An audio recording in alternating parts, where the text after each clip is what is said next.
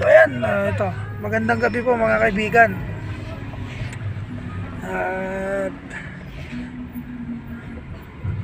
ayun po, biyahe po tayo ngayon. Dito mo po talaga mga kaibigan, dito mo makikita talaga na malaki talaga ang ambag ng turista dito sa Baguio.